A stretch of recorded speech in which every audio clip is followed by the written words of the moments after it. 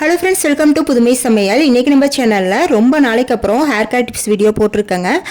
இப்போ உள்ள நிறைய பேருக்கு பிரச்சனை என்னென்னு பார்த்தீங்கன்னா முடி கொட்டுறது தாங்க. முடி கொட்டுறதுக்கு நிறைய காரணங்கள் இருந்தாலும் முடியை நம்ம சரியாக பராமரிக்காது ஒரு காரணமாக இருக்குங்க. கண்டிப்பாக அந்த அதுக்கும் ஒரு டிப்ஸ் நான் சொல்லியிருக்கேன். அது மட்டும் இல்லாமல் ஒரு மேஜிக்கல் பொடி நான் இதில் ஷேர் பண்ணியிருக்கேங்க. அந்த பொடியை நீங்கள் தினமும் எடுத்துக்கும் போது பார்த்தீங்கன்னா உங்களுக்கு முடி கொட்டுறது ஸ்டாப் ஆகிறதுக்கு நிறையவே வாய்ப்பு இருக்குங்க.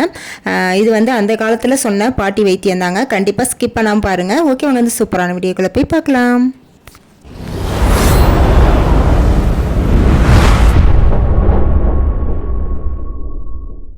இன்றைக்கி வீடியோவுக்கு ஹீரோவே பார்த்தீங்கன்னா கருவேப்பிலை தாங்க. கருவேப்பிலை முடி வளர்ச்சிக்கு ரொம்பவே பயனளிக்கக்கூடியதுங்க. அதை நான் உங்களுக்கு சொல்லணும்னு அவசியம் இல்லை. அந்த காலத்துலலாம் பார்த்தீங்கன்னா பாட்டி தாத்தாலாம் அதிகமாக உணவில் கருவேப்பிலையை சேர்த்துக்குவாங்க. ஆனால் இப்போ நம்ம உணவில் குழம்புல போட்டால் கூட அது ஓரமாக ஒதுக்கி வச்சு சாப்பிட்றோம். இப்போ இந்த கருவேப்பிலையை வச்சு நம்ம எப்படியெல்லாம் நம்ம முடி வளர்ச்சியை அதிகரிக்கலாம் அப்படிங்கிறத நான் ஒன்று ஒன்றா சொல்கிறேன். ஃபஸ்ட்டு நான் எடுத்துருக்கிறது பார்த்தீங்கன்னா கற்றாழைங்க.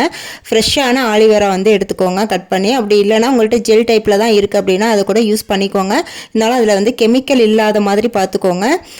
முடிஞ்ச அளவுக்கு ஃப்ரெஷ்ஷான கற்றாழை எடுத்துக்கோங்க. இப்போ இந்த கற்றாழை இந்த அளவுக்கு கட் பண்ணிவிட்டு ஒரு 10 நிமிஷம் விட்டுருங்க. இந்த மாதிரி 10 நிமிஷத்தில் பார்த்தீங்கன்னா அதில் ஒரு மஞ்சள் கலரில் ஜெல் மாதிரி வருங்க. அது வடியட்டும். அதோட நம்ம யூஸ் பண்ணக்கூடாது.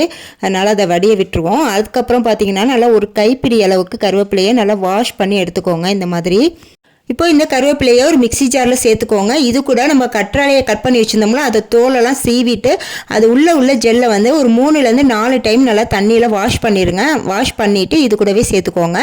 சேர்த்துட்டு தண்ணி எதுவும் விட வேணாங்க. நம்ம அப்படியே அரைச்சிட்டு வந்துடலாம். அரைச்சிட்டு வந்துட்டோம் பாருங்கள். உங்களால் எந்த அளவுக்கு ஃபைனாக அரைக்க முடியுமோ அந்த அளவுக்கு நல்லா ஃபைனாக அரைச்சிக்கோங்க. வடிகட்டெல்லாம் வேணாங்க, நம்ம அப்படியே யூஸ் பண்ணிக்கலாம். இப்போ இது நம்ம ஹேர் பேக்காக ரெடி பண்ணியிருக்கோங்க. இந்த கருவேப்பிலை ஹேர் பேக் நீங்கள் வாரத்தில் ஒரு டைம் நீங்கள் தொடர்ந்து செஞ்சுக்கிட்டே வரும்போது பார்த்தீங்கன்னா உங்கள் முடி கொட்டுற பிரச்சனை கொஞ்சம் கொஞ்சமாக ஸ்டாப் ஆகி முடி வளர ஆரம்பிக்குங்க.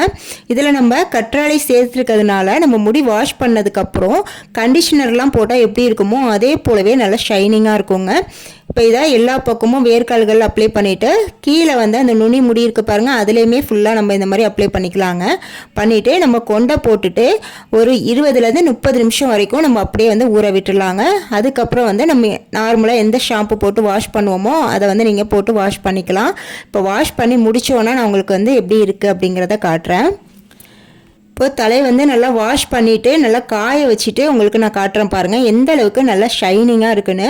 நம்ம கண்டிஷனர்லாம் போட்டால் எப்படி இருக்குமோ அதே போல் தாங்க இருக்குது. நம்மளுக்கு இது ஷைனிங் கொடுக்கறது பார்த்தீங்கன்னா அந்த கற்றாழை தாங்க.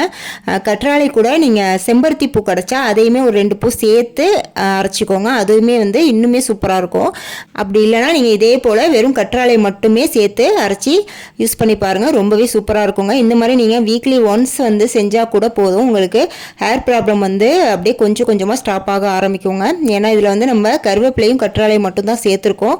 அதனால நீங்கள் தாராளமாக இதை யூஸ் பண்ணலாங்க. இதை வீக்லி ஒன்ஸ் கண்டிப்பாக ட்ரை பண்ணி பாருங்கள்.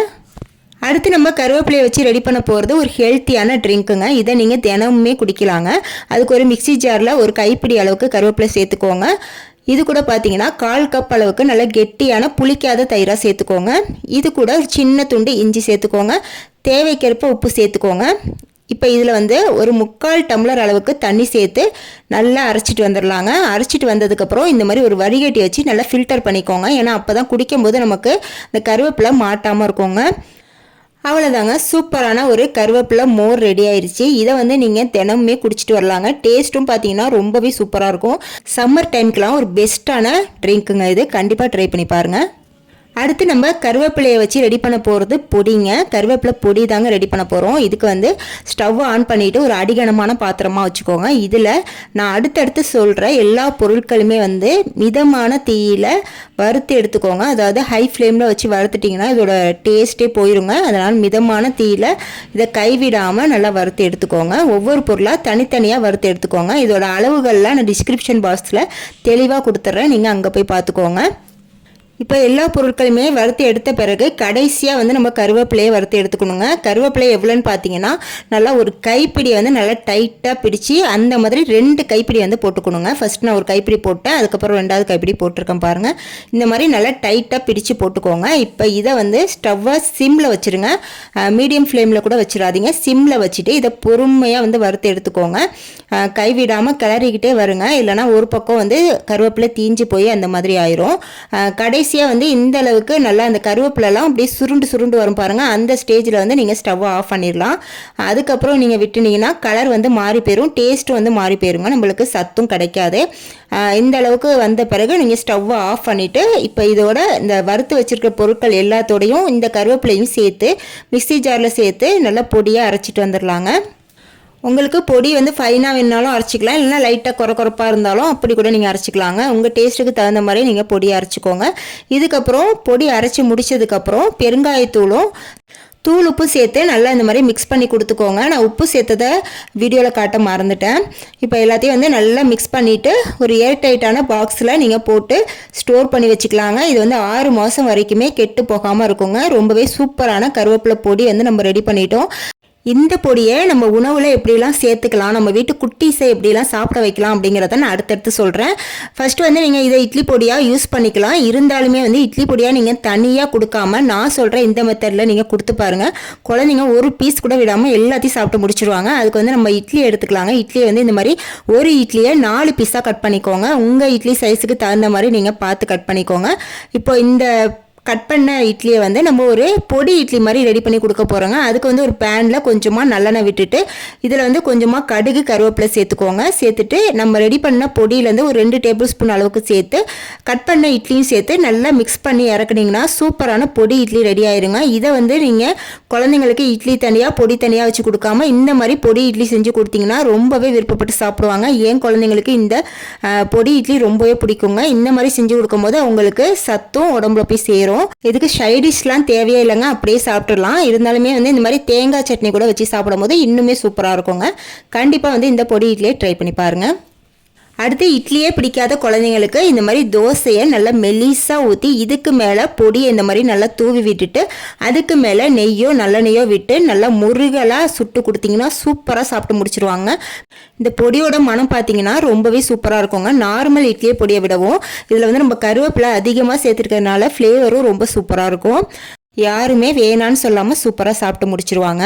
அடுத்து பார்த்தீங்கன்னா இந்த கருவேப்பிலை பொடியை சூடான சாதத்தில் இந்த மாதிரி மேலே தூவி விட்டுட்டு அதுக்கு மேலே வந்து நெய் விட்டு பிசைஞ்சு சாப்பிடும் போதும் பார்த்தீங்கன்னா ரொம்பவே சூப்பரான டேஸ்ட்டில் இருக்குங்க. இதை வந்து நீங்கள் குழந்தைங்களுக்கு லஞ்ச் பாக்ஸில் கூட கட்டி கொடுக்கலாங்க. இதை அப்படியே வந்து மிக்ஸ் பண்ணிவிட்டு பொடியை மிக்ஸ் பண்ணி பாக்ஸில் வச்சுட்டு இதுக்கு வந்து தொட்டுக்கிறதுக்கு ஒரு உருளைக்கிழங்கு சிம்பிளாக ஒரு உருளைக்கிழங்கு வறுவல் மட்டும் வச்சு கொடுத்தீங்கன்னா போதும்.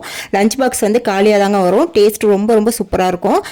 கண்டிப்பாக இந்த மாதிரி வந்து நீங்கள் ட்ரை பண்ணி பார்க்கலாம். இந்த பொடியை வந்து இந்த மாதிரி விதத்திலலாம் நம்ம வச்சு கொடுக்கும்போது நம்ம அதோட சத்துக்கள் வந்து நம்ம குழந்தைங்களுக்கு உடம்புல போய் சேருங்க. இது வந்து குழந்தைகள் மட்டும் இல்லை, பெரியவங்களும் வந்து நம்ம தினமும் ஏதாவது ஒரு வழியில் வந்து இந்த கருவேப்பிலை பொடியை வந்து சேர்த்துக்கிட்டே வரும்போது பார்த்தீங்கன்னா நம்ம ஹேர் ப்ராப்ளம் வந்து ஸ்டாப் ஆகிறதுக்கு நிறையவே வாய்ப்பு இருக்குங்க. ஓகே ஃப்ரெண்ட்ஸ், இன்றைக்கி இந்த வீடியோவில் சொன்ன குறிப்புகள்லாம் உங்களுக்கு பிடிச்சிருக்குன்னு நினைக்கிறேன்.